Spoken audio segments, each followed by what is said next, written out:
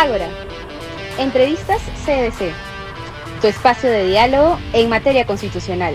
Hola, soy Rodrigo Franco y el día de hoy tenemos otro episodio de nuestra segunda temporada de Ágora, Entrevistas CDC, el cual es un espacio creado por el Centro de Estudios en Derecho Constitucional de la Universidad de San Martín de Porres, en el que conversamos con especialistas de materias propias y conexas de la rama del derecho constitucional.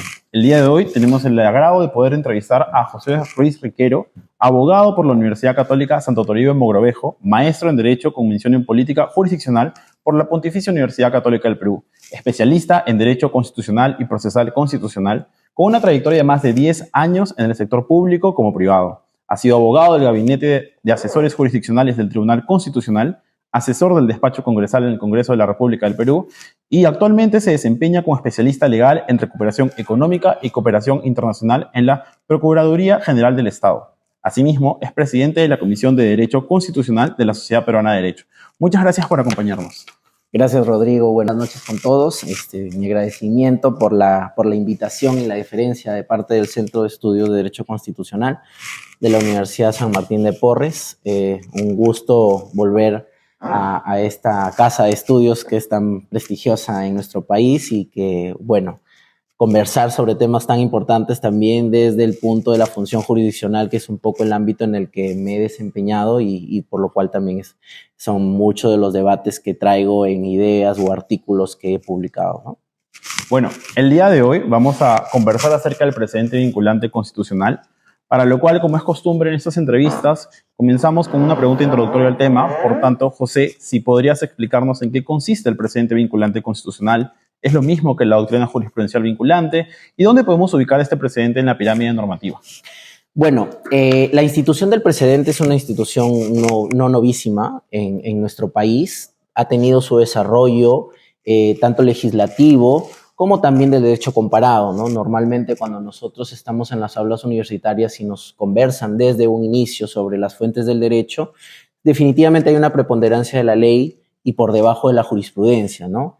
Esta jurisprudencia hoy en día, ¿no?, dejando de lado el paso de un Estado legal de derecho a un Estado constitucional, ha tomado una fija preponderancia a la hora de resolver conflictos, no solamente de los particulares, sino hoy, como vemos, conflictos de índole política. Entonces, el precedente, si bien es cierto, nace del Common Law, tiene una historia desde Estados Unidos, Inglaterra, donde, si bien es cierto, no estaba codificado, como puede ser Estados Unidos y Inglaterra, donde la situación es diferente y donde el precedente tiene la calidad o la cualidad de ser persuasivo, en el sentido de que no es el órgano quien lo emite, quien decide qué es precedente y qué no, y establece su efecto normativo, sino que en ese derecho comparado son los jueces, los que, llamados jueces posteriores del caso en concreto, los que deciden y resuelven el caso y encuentran la similitud para resolver. Entonces, en ese sentido, el precedente nace con la cualidad de ser un caso que a futuro va a resolver casos similares o análogos, ¿no? Entonces, ahora, entrando ya al precedente constitucional, nosotros sí lo hemos codificado. Y lo hemos codificado de tal manera que hemos establecido ciertas particularidades que lo diferencian o lo separan de la teoría del precedente norteamericano o anglosajón.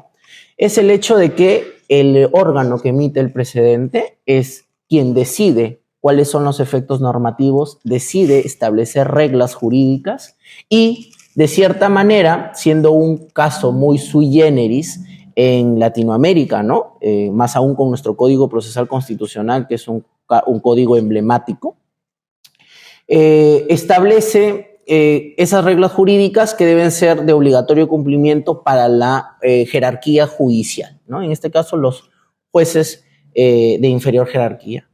Ahora, su relación con la llamada doctrina jurisprudencial vinculante también es muy peculiar, muy particular. ¿Por qué? Porque si bien es cierto, el código ha regulado que hay ciertas reglas que pueden tener la calidad de precedente en sentencias del Tribunal Constitucional, que valgan verdades, hay casos en los cuales hay sentencias, por decir una, que es Apolonia Colca, es una sentencia que en ningún lado dice que es precedente, ¿correcto? Pero sí hace un cambio de criterio respecto a la procedibilidad de un amparo contra resoluciones judiciales, no solo por derechos procesales, sino por derechos sustantivos, lo cual nunca tuvo la connotación de un precedente, sino fue hasta la dación de la sentencia en la Dirección Regional de Pesquería de la Libertad, donde dice el tribunal que Apolonia Colca es un auténtico precedente vinculante. ¿Y a qué me quiero decir con esto? Que lo mismo sucede con la doctrina jurisprudencial vinculante para luego pasar a dar sus diferencias. Es que la doctrina, a diferencia del precedente que tiene que ser establecido de manera objetiva, concreta, formal, la doctrina jurisprudencial es producto de la reiteración y la utilización de ciertos criterios que el tribunal, criterios, no reglas, criterios que tiene el Tribunal Constitucional para resolver las distintas materias, ¿no?, de la especialidad en conflictos muy particulares. Un caso ejemplo podemos mencionar el caso de Juliana Ayamoja.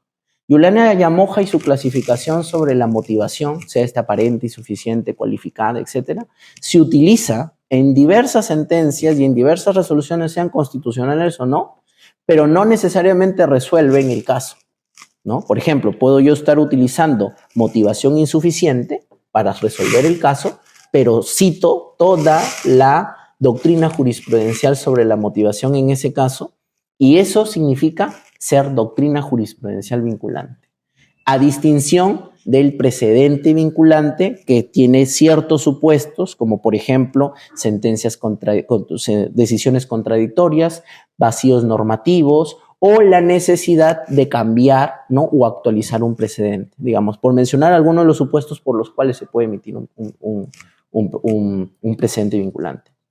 Entonces, eso marca la diferencia de que no son lo mismo precedente y doctrina, ¿no? Y finalmente, para abarcar ahí también, desde mi punto de vista, en mi opinión, creo que lo que el Tribunal Constitucional emite en modo general es lo que se llama jurisprudencia constitucional.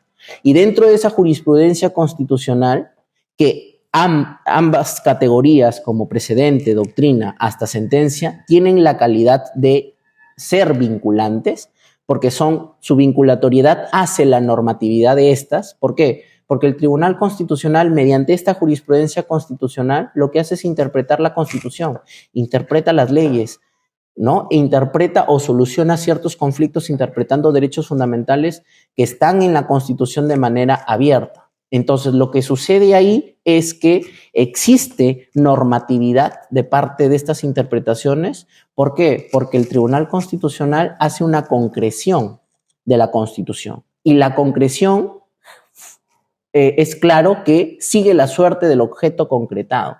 Es decir, que esas interpretaciones que son normas adscritas de la Constitución, que es una norma estatutaria por parte del Poder Constituyente, adquieren justamente esa jerarquía. Entonces, cuando tú ya me preguntas cuál es la jerarquía del precedente, te voy a decir que el precedente tiene una jerarquía constitucional, al ser una concreción que sigue al objeto concretado, como normas adscritas, parte de la Constitución y del bloque de constitucionalidad, sin que ello quite o melle la vinculatoriedad de la doctrina y de las sentencias del Tribunal Constitucional.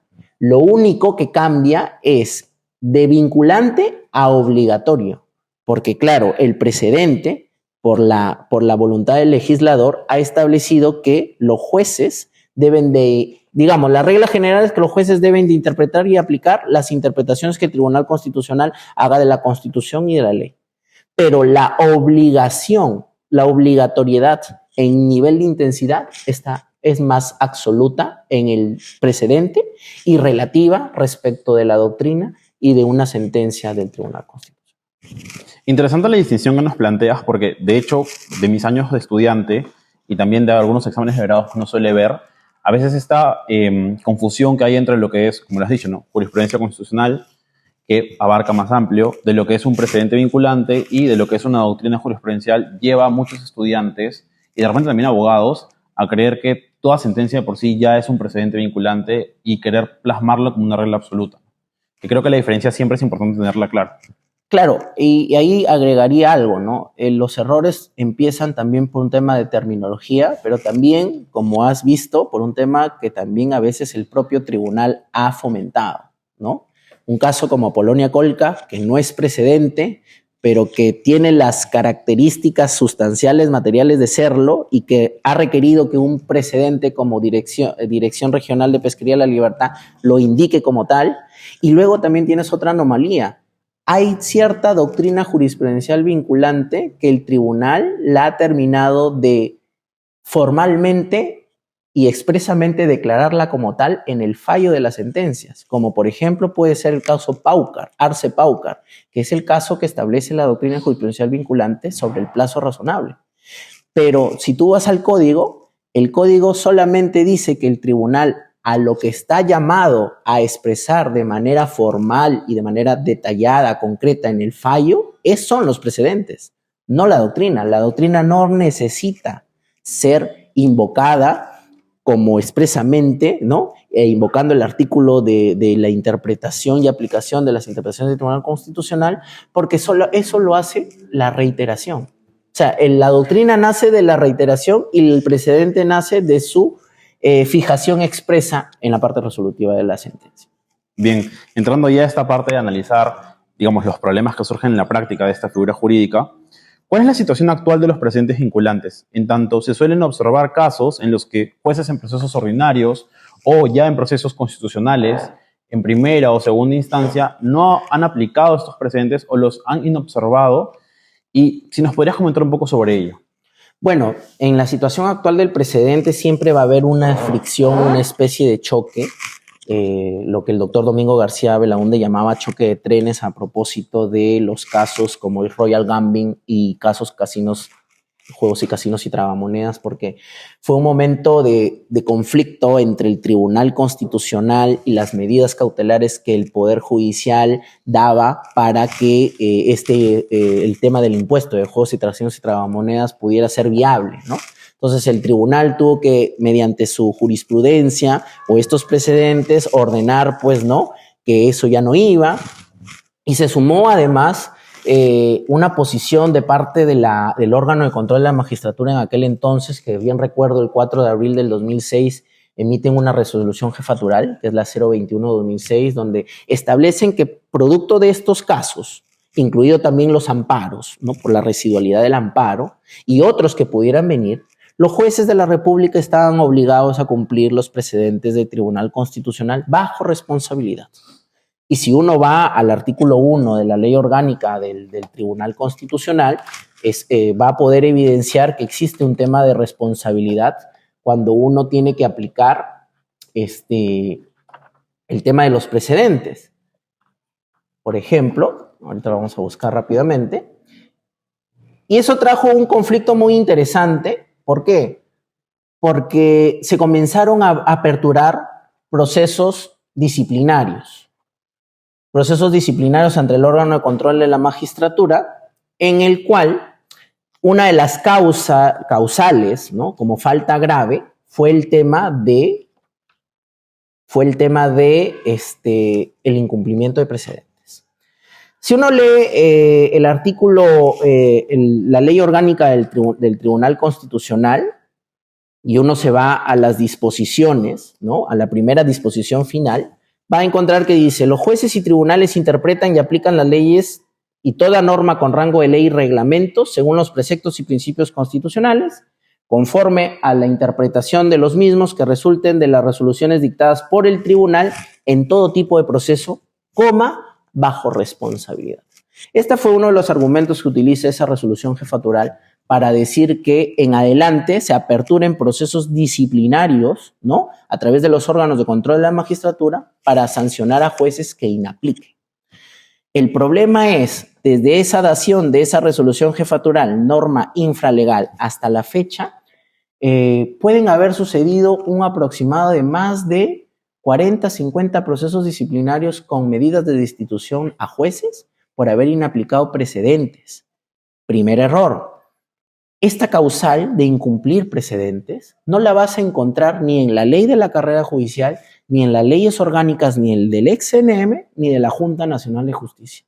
Lo que implica es que esta causal de incumplimiento de precedentes ha sido creada mediante una norma infralegal, ¿correcta?, para ser utilizada mediante la técnica de la subsunción en el artículo 48 de la ley de la carrera judicial, que en sus incisos 12 y 13 tienen que ver con deberes del cargo o el deber de motivar y la dignidad del mismo. Entonces, el primer y gran problema que existe en estos procesos disciplinarios es pretender introducir una causal no tipificada en normas abiertas. Lo que en derecho administrativo y el Tribunal Constitucional al menos ha dado por mayoría, que las normas abiertas en procesos disciplinarios, pues es un craso error. Porque ¿cómo puedes sancionar, no? Con faltas graves, como podría ser la destitución, introducir pues faltas, ¿no? Muy abiertas, como por ejemplo, ¿qué es la dignidad del cargo? ¿Cuáles son los deberes funcionales? El tema de no motivar, lo cual también me preocupa porque la misma ley de la carrera judicial proscribe, ¿no? Investigar por actos netamente jurídicos o netamente jurisdiciales. Porque si estamos hablando de la aplicación o no aplicación de un precedente constitucional, más aún precedente constitucional, estamos hablando de características o competencias propias de la función jurisdiccional. Entonces, someter o introducir esta causal tiene varios y serios peligros que habría que evidenciar y advertir. Sumado a ello, hay que tomar en cuenta que cuando un precedente se inaplica, pueden haber ciertos criterios autoritativos, cosa que el juzgador, el legislador y creo que a veces hasta el tribunal puede obviar y olvidarse. ¿Qué sucede? El precedente está llamado a ser utilizado de manera sustancialmente igual o análoga a un caso futuro. Si no sucede eso, el juez tiene la apertura de poder no utilizarlo, lo que le llamamos el criterio de distinción. Yo distingo que el caso que voy a resolver es distinto al precedente que emitió el Tribunal Constitucional. Otro criterio autoritativo es el criterio de autoridad. ¿Qué sucede si la Corte Interamericana de Derechos Humanos emite una jurisprudencia o lo que establece la Convención Americana de Derechos Humanos, ¿no?, contradice lo que el Tribunal Constitucional ha establecido? Entonces, establezco un criterio de autoridad. También hay otro criterio autoritativo para inaplicar un precedente, que es el criterio temporal, y ha sucedido en varios procesos disciplinarios. Es decir, le exigen a un juez aplicar un precedente que no tiene un efecto retrospectivo cuando la decisión ha sido emitida antes de la dación del precedente. Entonces hay un criterio temporal. Yo emití mi decisión jurisdiccional antes de que el Tribunal Constitucional resolviera y estableciera un precedente. Entonces, hay ciertos criterios autoritativos que permitirían ciertamente inaplicar un precedente sin necesidad de desacatar. ¿Qué significa el desacato frontal? Y en lo cual sí estoy de acuerdo que podría haber una sanción, pero tendría que evaluarse esa sanción con los daños, o sea, hacer pues un tema de proporcionalidad y razonabilidad sobre el análisis del caso, porque el desacato es: tengo un caso que resolver y el Tribunal Constitucional mediante un precedente ha resuelto de una manera y no hay manera ni duda de decir que sí son similares, entonces yo no puedo darle la espalda al precedente del Tribunal Constitucional y estoy obligado a resolverlo. Entonces, esto creo yo que es la situación actual sobre el precedente en relación a lo que los jueces del Poder Judicial, que si bien es cierto, nosotros entendemos que el precedente tiene efectos erga omnes, es decir, a los poderes públicos, a los particulares, pero en particular a los jueces del Poder Judicial. ¿Por qué? Porque estos precedentes nacen de procesos de tutela de derechos, ¿no? Procesos de tutela de derechos donde el tribunal tiene una competencia compartida con los jueces del Poder Judicial, porque ellos ven las primeras instancias, ¿no?, los procesos de amparo, habeas corpus, habeas data, cumplimiento, y en última y definitiva instancia lo ve el Tribunal Constitucional. Entrando un poco ya a ese tema que has ido adelantando, que es, digamos, estas problemáticas que surgen a la hora de aplicar o no los precedentes y cómo motivar en todo caso esta inaplicación del mismo, ¿consideras que a la luz de este nuevo Código Procesal Constitucional que tenemos, el tratamiento normativo que se le daba al precedente vinculante ha cambiado? ¿Consideras que el legislador ha acertado en los cambios realizados o que aún existen espacios por desarrollar a fin de mejorar la aplicación o no de esta figura jurídica?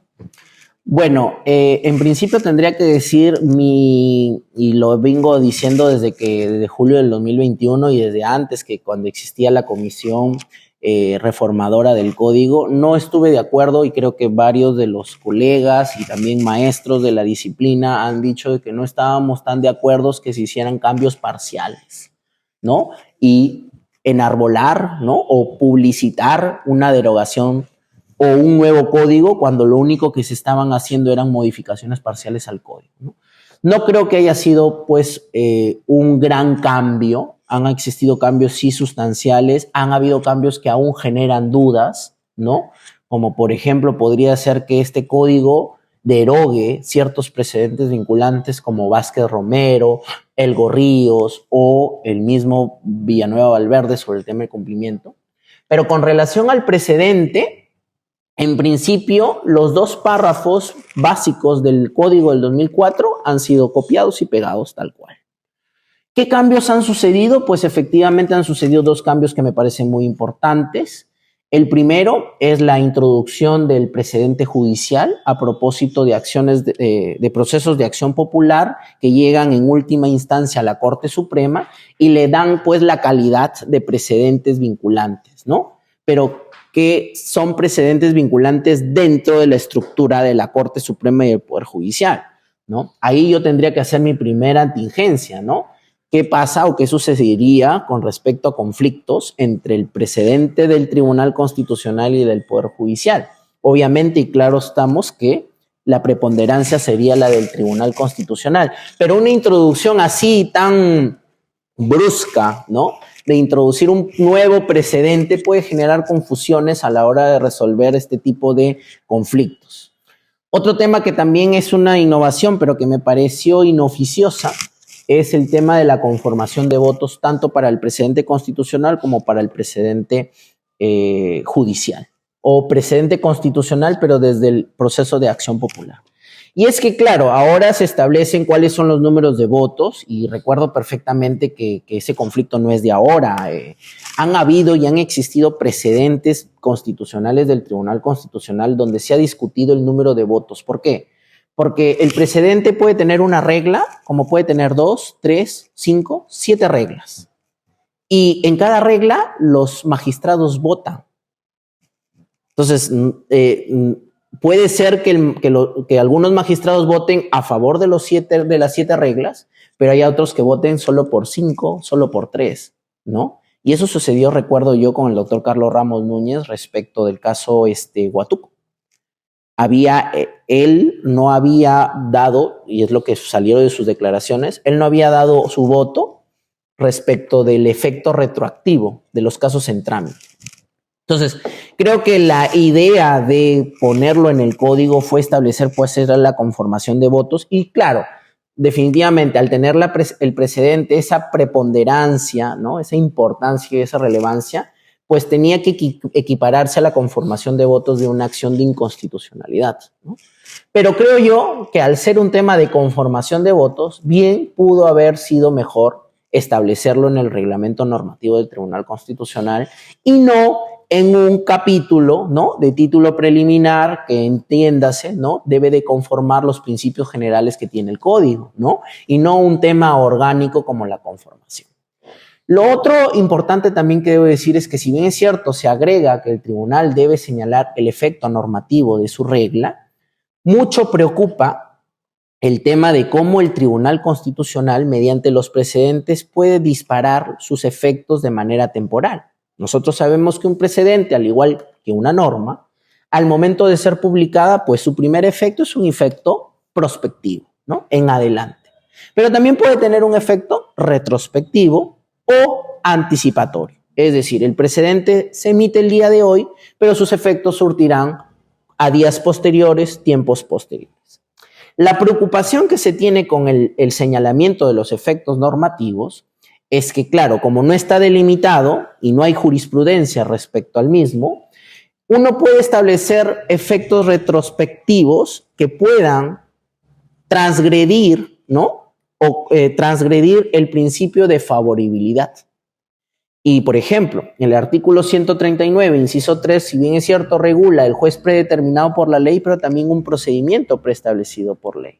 Entonces, hay precedentes del Tribunal Constitucional de que de alguna manera han cambiado las reglas del proceso, sean estos casos de, por ejemplo, vía igualmente satisfactoria, recuerdo Manuel Anicama, El Gorríos, ¿no?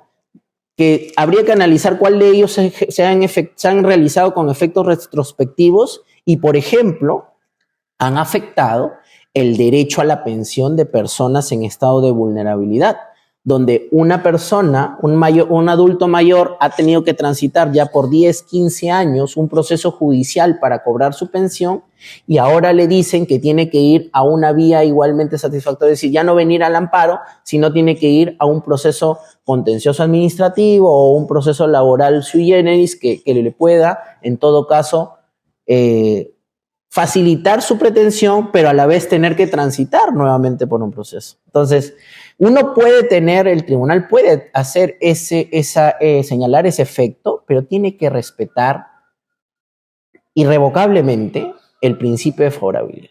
Entonces, creo que ahí, tanto en lo innovador como en lo no innovador, hay cosas que deben cambiar. Y finalmente, esto de los criterios autoritativos, ¿no?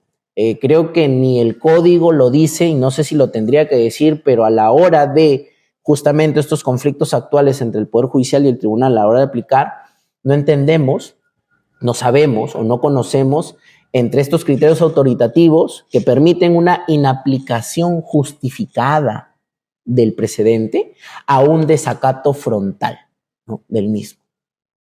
Bien, en esa misma línea, digamos, de este cambio normativo que hubo con el nuevo Código Procesal Constitucional, dentro de tus investigaciones has redactado acerca de este problema nuevo que aparece con este nuevo código respecto al proceso de cumplimiento. No sé si nos podrías comentar brevemente un poco sobre ello. Claro.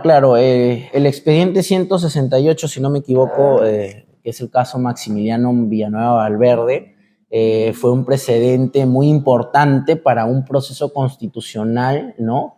Que nace justamente con la Constitución, que también se refuerza con el Código Procesal Constitucional del 2004, pero que tiene una naturaleza distinta a los otros procesos, ¿no? Del amparo, del habeas corpus, del habeas data, porque aun cuando tenga aún la existencia de si este es un proceso constitucional o no, si el proceso de cumplimiento defiende o no un derecho fundamental como es a la efectividad de los actos administrativos o las normas legales, es un proceso sumario, es un proceso establecido para que ante la renuencia de un funcionario de dar cumplimiento a un acto administrativo o una norma legal, el Tribunal Constitucional o la Justicia Constitucional declare fundada una demanda para que ésta sea cumplida. Pero su naturaleza es tan sumaria que significa que al juez constitucional le va a llegar la resolución y bajo los requisitos de procedibilidad de la demanda de cumplimiento, porque no hay que olvidar que aquí estamos hablando de requisitos de procedibilidad, él evaluará si el mandato es claro, objetivo, individualizado, no complejo, no controversial y que, claro, no acepte ni la mínima actividad probatoria, porque ya una actividad probatoria te puede llevar a desencadenar un tema complejo. Entonces, ¿qué ha sucedido ahora con el nuevo Código Procesal Constitucional?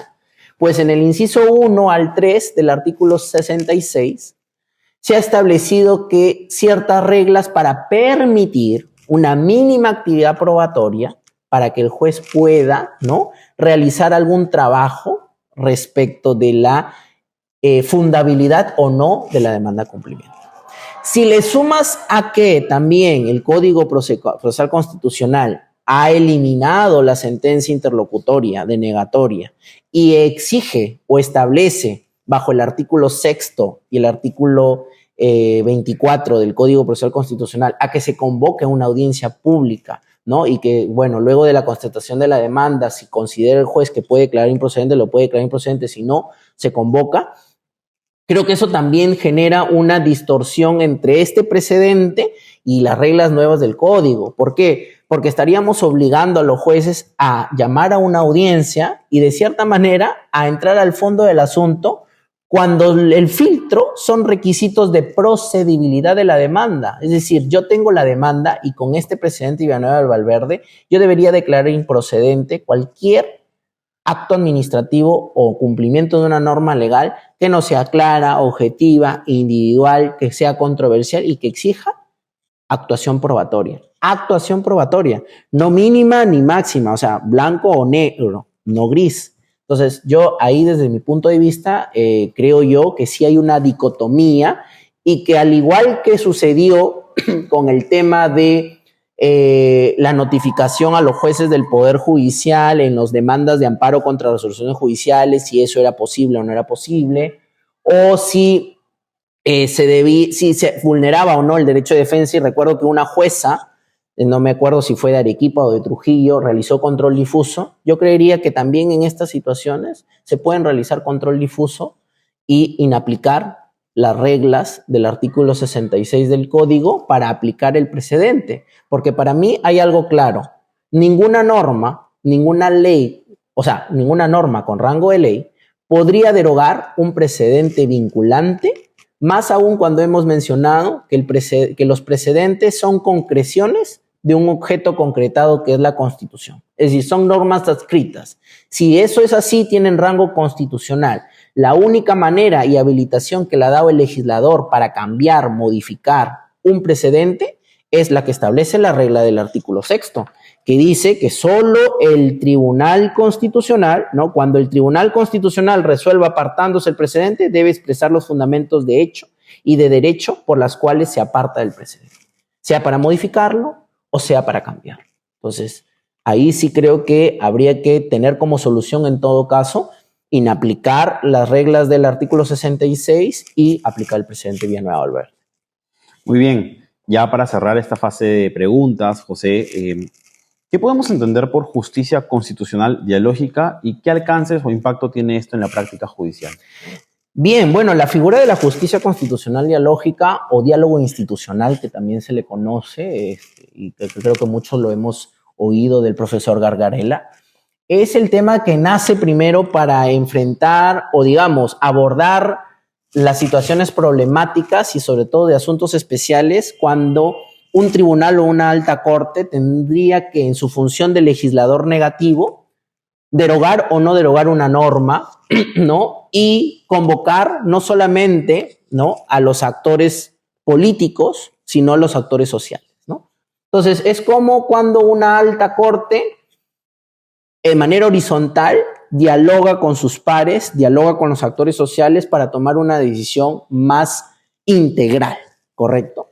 Entonces, desde mi punto de vista, una especie de innovación, yo propongo también esta especie de justicia dialógica constitucional entre el Tribunal Constitucional y sus órganos académicos y el Poder Judicial también contra sus órganos académicos, porque ambos tienen centros de estudios, Centro de Investigaciones Judiciales y el Centro de Estudios Constitucionales. Entonces, en la figura de Gargarella, por ejemplo, se generan audiencias públicas, se generan diálogos constitucionales entre los magistrados de la alta corte y los actores involucrados.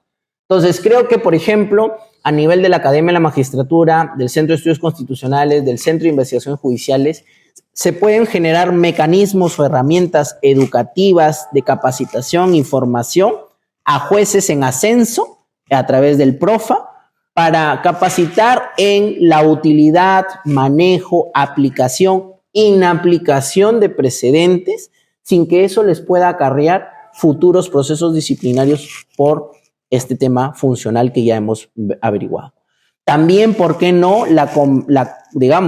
La unión entre los jueces o magistrados del Tribunal Constitucional y los jueces de la justicia constitucional del Poder Judicial, ¿no?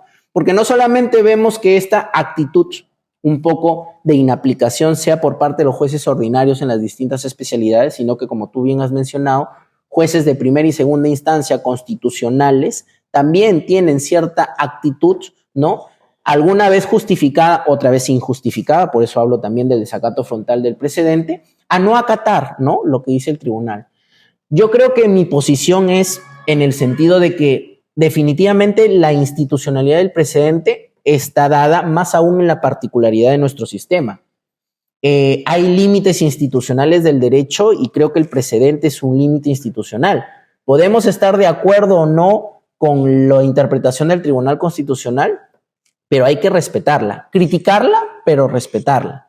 Entonces, en ese sentido, creo que el precedente tiene esa fuerza normativa de la Constitución, ¿no?, que tiene que hacerse cumplir.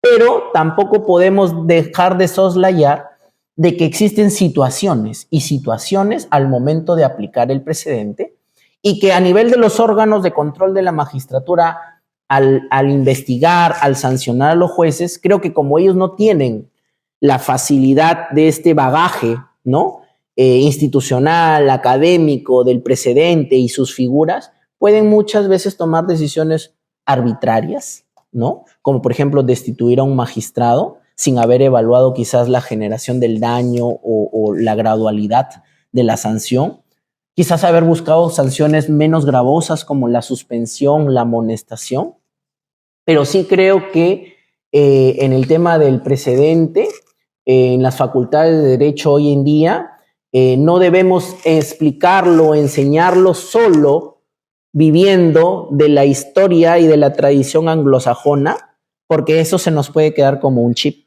y pensar que a la hora de la hora darnos cuenta de que, oh sorpresa, no es así como funciona en el Perú. Michele Tarufo muchas veces ha estado en nuestro país y hasta él mismo ha quedado sorprendido de cómo el precedente en el Perú es muy distinto al precedente del sistema anglosajón y muy distinto a los precedentes de aquí de la región, ¿no? Entonces, hay que tener muy en claro que el precedente debe respetarse. Hay un base legal, una base jurisprudencial. Por ejemplo, cuando me hablabas de doctrina jurisprudencial vinculante, también se me ocurría. En el expediente Salazar y Arlenque y en el expediente de Municipalidad Estatal de Lurín, el tribunal ha hecho un bagaje, una doctrina sobre lo que es el precedente, los supuestos para emitir un precedente. Eso es doctrina jurisprudencial vinculante. Claro, digamos que Municipalidad Estatal de Lurín y Salazar y Arlenque son precedentes, pero sus reglas no son sobre eso, porque hay que recordar que a diferencia de la doctrina, el precedente tiene que resolver el caso por el cual está siendo emitido, a distinción de la doctrina. Entonces, eso es básico conocer, por eso es que a mí me apasiona, me fascina mucho conocer un poco más de esta institución y creo yo que solucionaría mucho de los conflictos que existen en este llamado choque de trenes muchas veces entre el tribunal y el Poder Judicial. Me quedo con esta idea que mencionaste, que creo que es importante a la hora de estudiar Derecho y en realidad respecto a cómo a veces estudiamos cualquier figura jurídica, institución, y creemos que es solamente aquello que el libro de tal autor, de tal país, o digamos la doctrina de tal país señala, y nos olvidamos a veces de estudiar cómo es que se está comportando la institución o la figura en nuestra realidad, ¿no?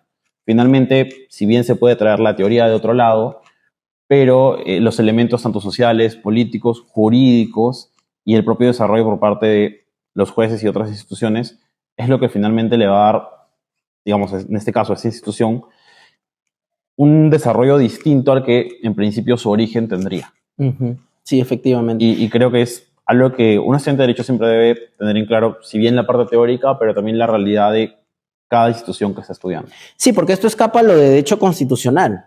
Porque si verás, cuando yo te hablo del tema de la OCMA, nos pasamos del tema constitucional hasta procesal constitucional, porque el precedente está regulado en el código, y pasamos al ámbito del derecho de la responsabilidad disciplinaria de jueces, y hasta podemos ir al tema penal, que también hasta es un poco discutible, porque también se pueden aperturar, o se han aperturado, según tengo entendido, procesos o investigaciones por prevaricato, comparando o equiparando al precedente al tipo penal de prevaricato que dice que el que incumple una ley. Y ahí podría yo dejar unas preguntas al aire, como por ejemplo, ¿el precedente es lo mismo que la ley o es que tiene solo efectos similares a la ley como es el efecto erga omnes? Entonces, yo no estaría tan de acuerdo y creería marcar una posición de que yo no considero que se abran procesos disciplinarios, sí, pero una investigación por prevaricato creo yo que debería archivarse por no cumplir con la tipicidad o el tipo objetivo del delito. Bueno, José, agradecerte por aceptar esta entrevista y compartir con nosotros un poco acerca de en principio esta institución jurídica y sin duda alguna nos permites conocer un poco más sobre ella, que se suele invocar, creo que en las clases de Derecho día a día, en diversos escritos jurídicos y debates. Y bueno, a quienes nos escuchan, invitarlos a que estén al tanto de las próximas entrevistas, pero que también, si tienen dudas, puedan en principio revisar los diversos artículos que ha escrito José Ruiz Riquero, pero también su libro que desarrolla la teoría del precedente vinculante, si lo podrías enfocar de repente. Sí, claro para que que lo sí. puedan Bueno, ver. esta es una publicación reciente, casi reciente. Tuvo que ver con mi tesis de pregrado, que luego pues la pude convertir en un libro. Y bueno, aquí está, ¿no? A disposición de los estudiantes, de los docentes y del público en general que pues les puede interesar un poco más sobre la teoría del precedente vinculante y la argumentación interpretativa constitucional de la jurisprudencia. Muchas gracias. Y gracias a ustedes por la invitación. Estoy muy grato por esta convocatoria. Los felicito por realizar este tipo de conversatorios donde podamos, digamos, diversos especialistas publicar o, digamos, dar a conocer nuestras ideas, nuestros aportes y también, pues, de alguna manera brindar o aclarar dudas a nuestros oyentes, ¿no? Nuevamente, José, gracias por tu participación. Y bueno, a quienes nos ven, recuerden que no solo nos pueden ver en YouTube, pero también ahora vamos a estar publicando las entrevistas en Spotify. Y bueno, eso ha sido todo en otro episodio de Ágora Entrevista CDC y hasta el siguiente episodio. Muchas gracias. Gracias, buenas noches.